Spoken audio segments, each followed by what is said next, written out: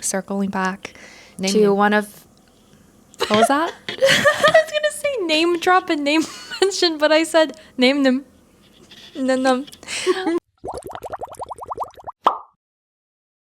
Hello, welcome back to another episode of Let's Circle Back. We are your hosts. I'm Hebe. I'm Valentina. I realized that in the first episode we forgot to say this iconic line. Yeah. But here we are, we're back officially. But before we get into anything, as of today, we're recording on January 31st.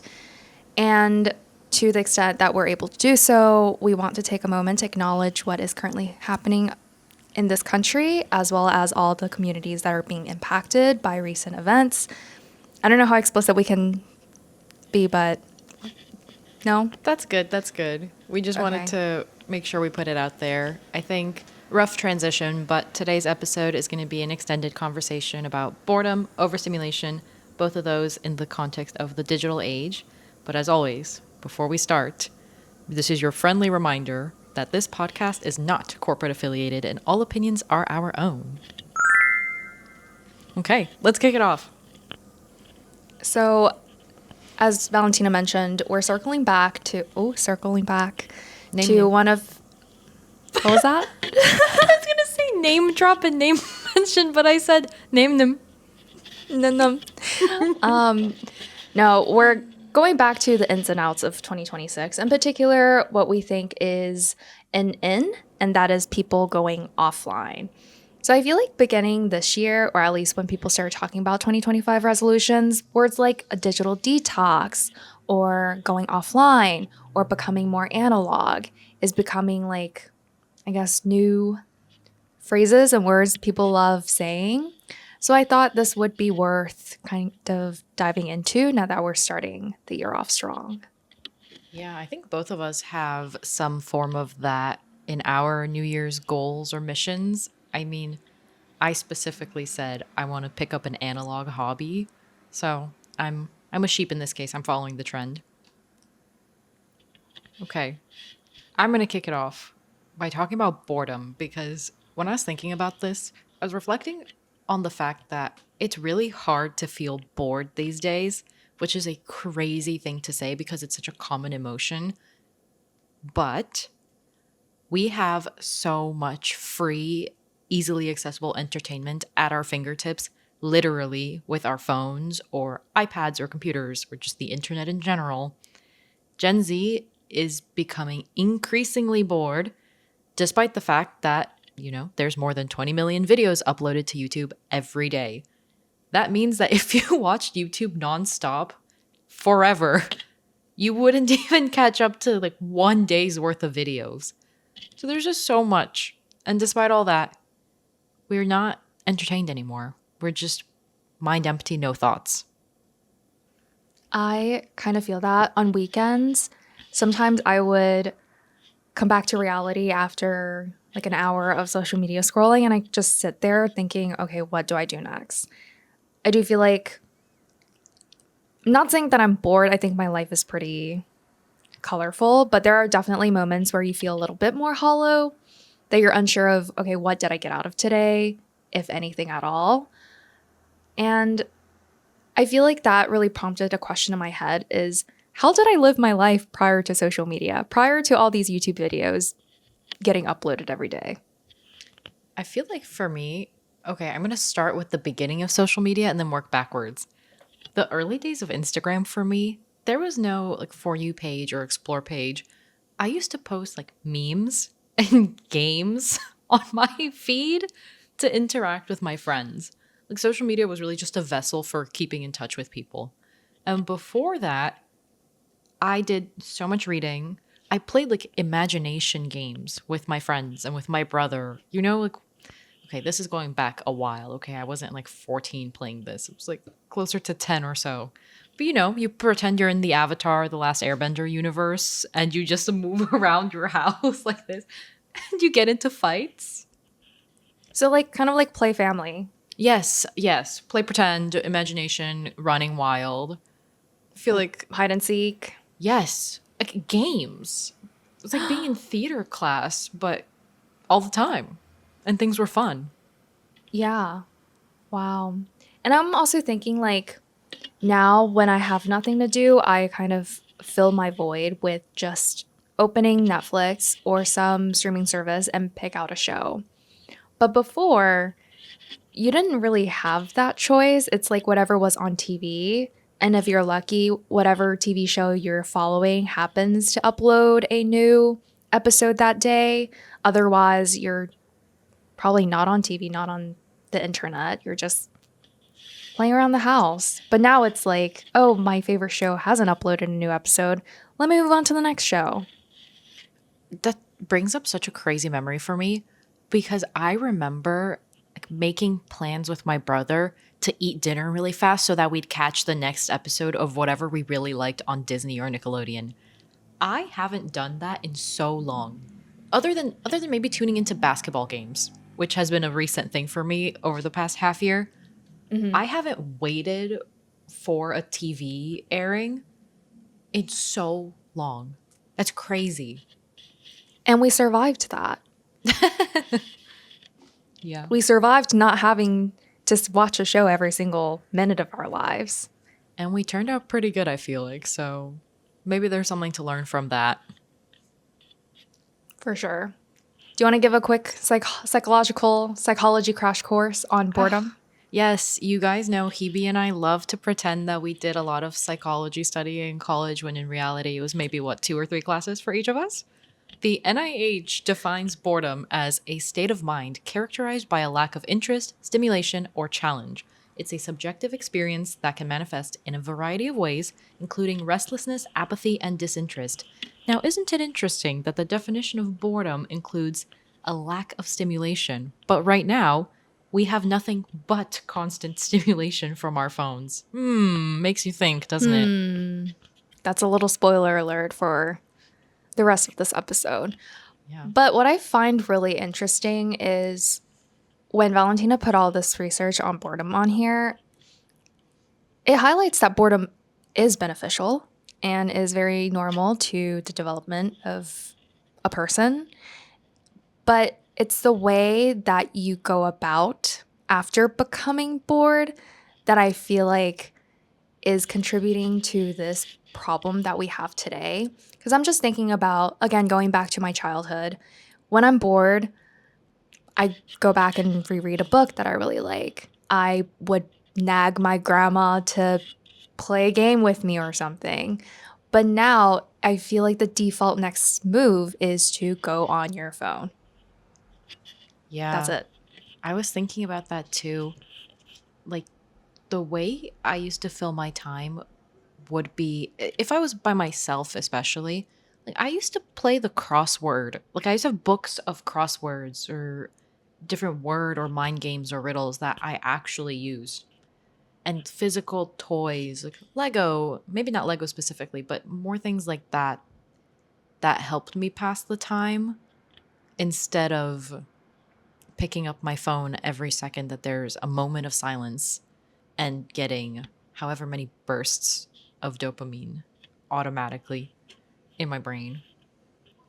You know what I really miss? Coloring books. Ooh, that's a good one. I have a million. I have a million of them. You have to Yeah, work I through feel them. like exactly. And whenever I would go to like places like Walmart with my parents, I would pick up like a toy, something fun, craft supplies, so that when I do feel bored, I have something to turn to. And the way that kids nowadays combat boredom with iPhone, iPad ownership, it's so easy to go on TikTok and be sucked into the algorithm and just watch 8 hours go by without even really noticing or caring. This might be a crazy take considering I don't have many young kids in my life other than maybe my cousin, but I would argue that kids these days don't actually know what being bored feels like. Because I think parents, maybe some parents are not automatically giving their kids a device to latch onto, but I feel like many parents turn to the iPad or the tablet or even a phone as a really easy way to keep your child busy when you have too much going on, which I understand parenthood's not easy and there's not infinite options for what you can do. But I was thinking about my cousin and then kids that I've seen at restaurants. The second the food is done, they take out their iPad and they'll watch it, no headphones, so that they're sharing with everyone. Because I want to watch Coco Melon in the middle of lunch for sure. But there's no break between being done eating and starting the content. There's no conversation with your family. There's no sitting there. There's no drawing anymore, like crayons or anything. So I'm really interested into what that's doing to the brain development of these kids. I feel like it'll be years before we have any concrete research, but I don't know. That's my take. I feel like kids don't really know what boredom is anymore because they don't have to. They don't have to do anything to combat it because it's just a built-in habit for them to pick up their phones. That's actually a really great point. Like antagonizing boredom when boredom is pretty essential to a certain extent. You can't be bored forever. Yeah. That also made me think of this idea of a hustle mentality, which I had on our little outline, but I deleted very quickly because I didn't know how it would fit. But not so related to boredom, but back in college, the idea of being not productive or sitting there and doing nothing was very agonizing to deal with. I feel like in hustle mentality, you feel like you have to do something or be productive, have some sort of output every single second, and you can't let yourself relax. I don't know how that docks into boredom or if you have a take on this, but I feel like it's pretty similar in that we started as a society not appreciate peace and quiet and just sitting there and not doing anything, letting yourself relax and take it all in. Maybe that's our version of the iPad, whereas younger kids now don't have to do nothing because they can just watch content. Our version of don't do nothing is feeling like failure. Like I feel like boredom in college when you have a community or you yourself are really in the grind set mindset vibe is like if you're not doing something productive with your time, you are inherently underperforming or you're doing worse than someone else who's putting their time towards something impressive. And so maybe that's our version of it. It's we also don't really know how to be bored. Sure, the phone's a part of it, but maybe we also just feel like we have to be accomplishing something. Like we need validation for how we spend our time, and it's not enough to relax or watch a movie with nothing else going on. Like no checking notifications while hanging out with someone. I don't know. That makes me think. What a productive conversation that we just had. We've learned nothing. One of the underlying common denominators for all of this is, unfortunately, most of us are addicted to our phones. And kind of like caffeine addiction, nobody really talks about it as a negative because it's commonplace. Just like how people are like, oh, I can't start my day until I've had my coffee. Like that's a substance dependency. In the same way that now when people are waiting in line for a coffee or going to the bathroom or taking a walk in between meetings to grab water, the phone comes out and you either reply to a text or get a few quick scrolls in on your favorite social media platform. I'm guilty of this, and it's something that I've been actively trying to change over the past year or so. I like to go on walks without listening to music now. I try to not pick up my phone when I'm in line for like a coffee shop because really it's just 2 minutes. And if I can't sit with my own thoughts for 2 minutes, then something is severely wrong. But this is something that I've gotten into arguments with my boyfriend about because sometimes, like, let's say I get up to grab water while we're watching a movie. He pauses the movie and grabs his phone. And I'm like, my king, I love you so much, but it's 30 seconds. You can put the phone down. Like, stuff like that, that's really small. I feel like it's something we should all work towards because it can't be healthy to just rely on that quick hit. But I don't know. I don't know if you have a take. No, not so much of a take, but also a more personal reflection. When I was younger, I do not, or phones are not allowed at the dinner table. But now reflecting back, I cannot eat dinner at home without having TV in front of me, which is a really scary thought. I would love to savor the food, but I physically can't. I need my focus to also be elsewhere in addition to the food. And I think we're going to get into this later, but multitasking or like needing something to fill any sort of void that could come up. And your idea of like being scared of your own thoughts is also really, really exciting because, like you, I also put on headphones on my simple 9-minute walk to Trader Joe's, which I've started to do less of nowadays. But that concept looking at myself from like a third person perspective is actually pretty crazy. Okay, something you said. Do you think the idea that, I also really like to watch stuff while I'm eating, but I think for me, it's kind of like, oh, I packed the rest of my day. So now is the time where I can turn my brain off and watch something or catch up on my favorite show. Do you think it could lead back to the hustle mentality and the idea that, hey, like if I have to stop working to eat, then I can also get my distraction out of the way at the same time. Boom, I'm getting two things done at the same time. It's eating and entertainment, and then I can go back to work. I don't know if I've ever consciously thought about that when I eat and watch something, but saying it out loud makes me feel like maybe that's what I'm doing. Perhaps. Or also just needing white noise. Because I've been realizing when I eat or when I cook, the shows I put on are shows I already know the plot of. I've seen numerous times. So I just need something familiar in the background to fill whatever void is making me uncomfortable, I guess. Interesting. Okay, this feels like a good natural segue into the flip side question mark of boredom, which we've coined to be overstimulation. However, I don't think that they are necessarily opposites of each other because you can have a lot of content going in without feeling engaged at all. They feed into one another. Yeah, they're definitely related intrinsically. I think something that Hebe and I were thinking about discussing is the change in content over the past, we're going to say 10 to 15 years because that's how long we've been online, but it might be longer. We don't have personal experience in that realm. I feel like kids' content is a really good place to map how trends are moving and how content catered towards kids is developing, because I personally think about the Mr. Beast style of YouTube thumbnails versus the YouTube thumbnails that I used to click on when I was on YouTube in middle school. It's completely different. And now it feels like super vibrant, super loud, super erratic, like fast-paced content is the way to get kids hooked on your channel and get repetitive viewership.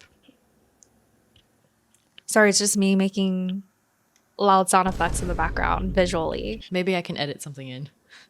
Boom, boom, boom, boom. That would be hilarious. No, 100%. I miss the old ages of YouTube. I will never shut up about this. This is probably the 10th time of me saying this. But I think a good way to see how this manifests for the internet as a whole. So Valentina talked about how content for kids is changing, but I think it's also affecting how, as adults, we interact with the internet. And as to people working in social media, working in marketing, it's hard not to notice the change in social media channels of brands. Brands cater towards adult, 20-year-olds like us, and how they tapped really into that brain rot marketing. And we listed some examples and we can talk through them. But I think one big one for me is Nutter Butter. They have, I guess at this point, a reputation, good or bad, of having this really absurd, loud social media page that makes zero sense, but they tap into the same part of the brain that 6-7 does and Skibbity Toilet. which is a thing of the past now. Crazy. It was that last year, if not 2 years ago. Even Amtrak. Amtrak. Mind you, the people who take Amtrak are probably like 50-year-old banking executives. And me. And Valentina traveling between cities for life and work. And then they would go on Amtrak's Instagram and just see, like, I don't know, Thomas the Train being like, honk. And it's so absurd to me how different brand social media has changed. Before, it's like cool lookbooks, cool product shots, cool interviews. But now everyone's just honing in on the same aesthetic, the same format of content to put out. And a lot of them just, they're probably still educational, but they're meant to keep your attention. Yeah, I'm going to one-up you really quick. Have you seen the New York City account or the New York State account? Yes. It's a government page. And it's brain rot. I had to look around to see if it's legit or if it's a parody because I was really shook. I was really shook. Me too. Unfortunately, I do love it. It was like amazing that you guys are getting important information out in a way that people will actually watch. But at the same time, how is this an official government Instagram account that is allowed to operate like a meme page, like a meme fan page? We're in an interesting time.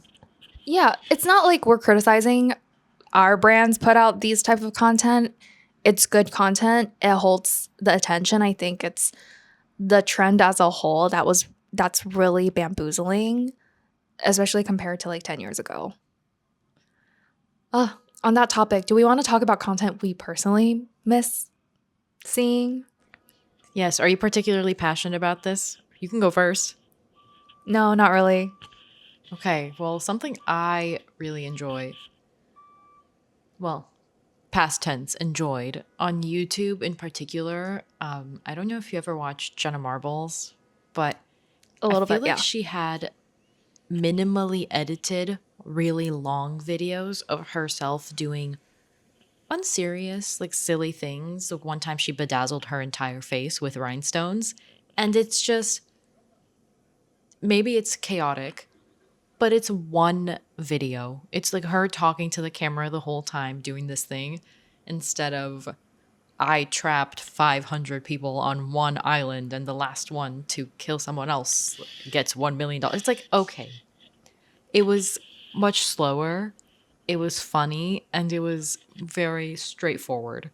I feel like lower production content has kind of gone away for now. I could see it coming back, but the type of stuff that's more like, here's some soft music in the background. It's a get ready with me, but there's not 1 million jump cuts. Like you can see them blend their eyeshadow.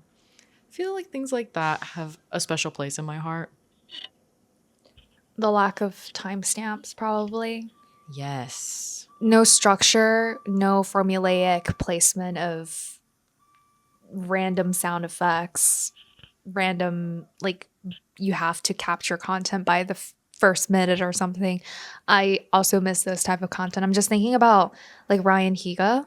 He puts out very engaging content, but in some way it feels very different than, for example, modern day Mr. Beast.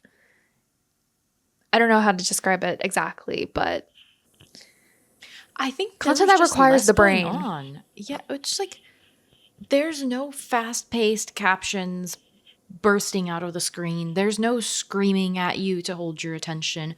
Quick cuts of different scenes, like a hook in the beginning.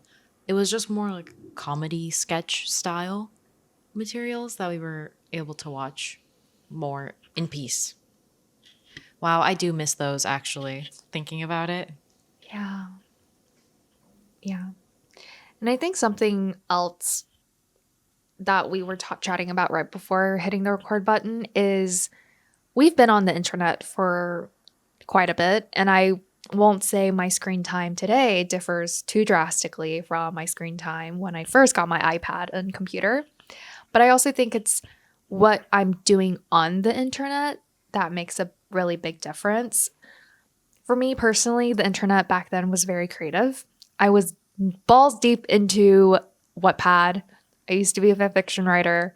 I would spend hours drafting the plot, the characters, and then like trying to makeshift a cute book cover with free apps like Fonto, which I don't know if it's even around anymore. Or I would go on DeviantArt and I would scroll like art tutorials I would ultimately try and follow on my own. Or it's connective. So being on Discord, chatting with other people. Stan Twitter is a huge milestone of my life and made a lot of friends. So in a way, the way I would spend my time on the internet is more active, even though I'm not outside. Just the thought. I think we were probably doing a lot of really similar things. I didn't write much on Wattpad, although I did. I also read a lot, both on Wattpad and also just, I guess, physical books, but back to the internet. I played a lot of online multiplayer games. There was a lot of playing Minecraft in Minecraft servers, which is maybe not a good example because I think kids still play Minecraft and Roblox, but playing Pop Tropica and going and finishing one mission by myself, or playing Club Penguin and working really hard to earn a certain amount of money before I could buy an item or a new igloo. And after maybe fifth grade, I'm going to say it started in middle school, I'm not 100% sure, I also got really into making edits. So I would spend forever watching tutorials on how to edit on Final Cut Pro and Premiere and iMovie. And I switched back and forth between platforms and I got really good at editing videos and photos. And I built myself a small following from those things multiple times because I started so many different accounts. And I feel like I hope that kids are still doing that kind of stuff because it's the fun creative exploration where you learn not only your interests and what you're good at, but also a little bit more about yourself as a person and what type of environment you like to be in and what content makes you feel really fulfilled. I don't know. That makes me want to get on and edit videos right now. Oh my god, I'm waiting for it. And yeah, and and then you look at today, my default thing to do on the internet is to look at content. Less about the creativity, less about the connection, just consumption. Oh my god, the 3 C's. I think something that I just thought of based on last week I spent some time editing a video for myself. And this past week, I was editing the first episode of the podcast. And I think something I noticed is that the second you finally start, even if it feels scary to put your phone down and not have background noise going, it kind of pulls you in. Because since I edited that video and I got the beta version of Premiere Pro, I'm working with the new effects capabilities, I'm itching to get back on and just see what I can do. So I feel like there's definitely a way in, and maybe it's muscle memory, maybe it's just the nature of fulfilling or rewarding activities. But once you distance yourself from your phone, you can spark that thing again, the attraction to a more fulfilling, good use of your time that's not scrolling infinitely. I don't know. Maybe we'll see my first viral edit within the next few weeks. Oh, let's all stay tuned. When we were discussing overstimulation and boredom being so closely related, something that I was looking into when I was researching for the episode is that there's two things that make these two really related. First, video game playtime specifically, when it's very excessive, impacts the reward center of your brain. And as you adapt to tolerate the dopamine kick, I assume, you require more stimulation to have the same chemical reaction in your brain. And that leads to addiction because you need more and more to create the same level of reaction. I know I mentioned video games specifically with this study, but I do think that it probably applies to scrolling.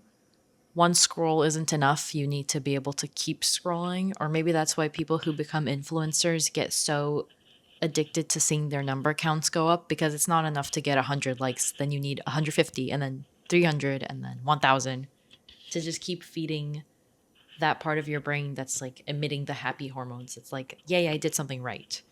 But Not the diminishing returns. Exactly. That's the much better way to put it. Not just adaptation, but you start to get less from the same amount. Also, maybe related is multitasking and just how common we do it nowadays. Like when I watch movies, I have to look on my phone, I have to start texting, or when I'm working at work, sometimes I do need a movie on the side to keep me occupied in some sense. And Valentina, do you want to talk about your triple screen final boss moment? Yeah, well, first, I just want to respond and say that I don't know if you've seen this, and I know I'm not making this up, but when season 5 of Stranger Things came out, people were really upset. They were saying, like, there were a lot of people getting really extreme about it and saying it's the worst season. They were so disappointed. The ending was terrible.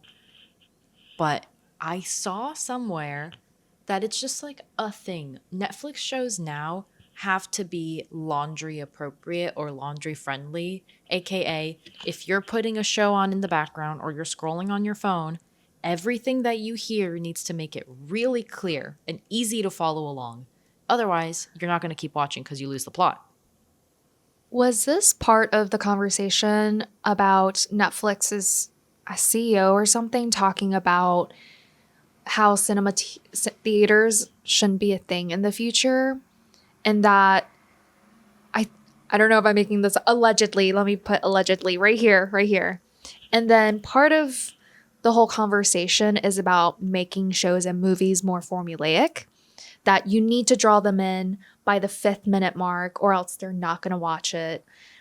Just making a film in a very structured way, gearing towards attention rather than like genuine creative development, personal style of like Marvel movies. I completely Marvel movies. disagree with taking cinemas out of the equation. I love watching a movie in a theater, but He didn't listen to yeah, our third space hangout episode, clearly. he's missing out. He could be 5 years ahead on marketing towards young people. But, anyways, on being the triple screening final boss, I have had experiences where I'll be like watching something on the TV, iPad, or my computer, playing a video game, and then I'll pick up my phone and I'll scroll or I'll text people back while the game is in a cutscene or something. I don't do it as much anymore because I realize how ridiculous that is. But I know I'm not the only one. I know there's people out there who really love to do that. So it's an evil, evil habit. I do that. My screen time on my laptop is 14 hours. Not because I'm on there working for 14 hours. I probably have YouTube airing in the back. With all that being said, what are the implications of boredom and overstimulation? Well, I think it's pretty simple. It leads to burnout and senses of guilt. And I think one big one is doom scrolling. Huge hot word out in the market right now. But it's this idea where you're constantly almost trapped in a cycle of depressing or stressful news. But I do feel like it's used in a context of just people constantly scrolling. So I don't know what the exact definition of it is right there, but it's just idea that you're constantly absorbing information and that makes you feel better or worse about the world and yourself. Yeah, and I realized as you were explaining that I use doom scrolling interchangeably with just regular scrolling, but in reality, usually when I say doom scrolling, I mean scrolling without control. And that sounds crazy when you think about it because it's like it's just you and the phone. It And your can't finger. exactly like it can't hold you hostage. So you should be able to put it down at any minute. But I always am so disappointed when I pick up my phone and then when I put it down, the time has changed so drastically that I'm sitting there thinking, what did I get from the past 30 minutes, 45 minutes, hour? Where did my time go? What could I have done to feel better right now with my time? Or like, what could I have done to set myself up for a better day instead of scrolling and getting nothing from it? Because have you heard that thing or seen that thing? People will be like, do you even remember 3 things that you saw while scrolling? Usually, I don't think I do. Well, actually, maybe that's a lie. I I try to only watch things that I feel like will be valuable. But I couldn't tell you things that I watched yesterday. There's no impact or prolonged impact on me for the most part. I think it's probably most common on TikTok. You just go on For You page and see whatever the algorithm gives you. Whereas on like Instagram, I could argue like I'm a little bit more intentional. I go to my DMs. Um, or on YouTube, I search up the type of content I want to see. Okay, we're going to skip the AI slop for the sake of time, but just know that I hate AI slop. We all do. No more AI slop 2026. Let's start the movement. Please. But I think what you said probably resonates with a lot of people, which is why this conversation about being offline, analog is happening, is that people are coming to a realization that they need a lifestyle shift. Specifically, I think people like us are becoming more and more uncomfortable knowing that we behave this way and that social media encourages that type of behavior as well. Yeah. Isn't it almost, doesn't it almost feel embarrassing to get stuck on your phone for so long and you come out of it and you're like, oh, like I wouldn't want to tell someone about this, or I wouldn't have wanted to do that in front of someone else. I feel like it's really nice to see this general trend away from posting everything all the time and consuming everything all the time, and more into being intentional about who you follow and when you choose to have online time. I don't know if, like, what are they called? Time limits on the phone actually work for anyone. I've never used them, but I feel like I would see more of that this year than maybe the year before, just as people make this transition. Yeah. I think one realization I'm part of the realization for myself comes when people at work ask you on Monday, "What did you do over the weekends?" And you just think, "Shit, I was on TikTok all day." And that's a little bit embarrassing to say. And this leads to the next point. Is being offline a luxury and is it cool now? Because I feel like I'm starting to see a lot of articles, whether it's by like big publications like Vogue or just small podcasters like us talking about this idea that people are wanting to be chronically offline. So is that the new thing? Is this a new movement? I think so. I hope it's something that's here to stay. I hope that people detach a little bit from technology and touch more grass, breathe more fresh air, smell more flowers, whatever metaphor you want to compare it to. I think I'm trying to do that. Something I'm trying to do is bring my digital camera with me. I know that's still digital, but not needing to be like, oh, I was just using my camera and then I opened an app. Not needing to have that excuse is something that I'm looking for. I feel like, making physical photo albums and trying to distance myself or get myself grounded in that way. But like you were saying, I don't know how accessible that is for everyone because it does cost money to have physical hobbies. And like we said in our Third Spaces conversation, it costs money and time, and sometimes you might not even be able to pay for entry to a space outside of your phone. To do things outside of your home, to do things physically, there's all types of complex layers built into that conversation. That just made me think of the term quiet luxury in fashion. So, to your point, there is also this socioeconomic level to it that even when people realize, I don't want to doom scroll anymore, I want to get off the internet, it's like, okay, where do I go next? And then you get bored, and then you go back on your phone. And then we're trapped in this eternal cycle, and we're going to live like Wall-E. That's my worst fear. But you know what is free? Supporting your local public library. And that's why this video is brought to you. Just kidding. But hey, I wish. Libby, if you're out there listening, we're here and we're big readers.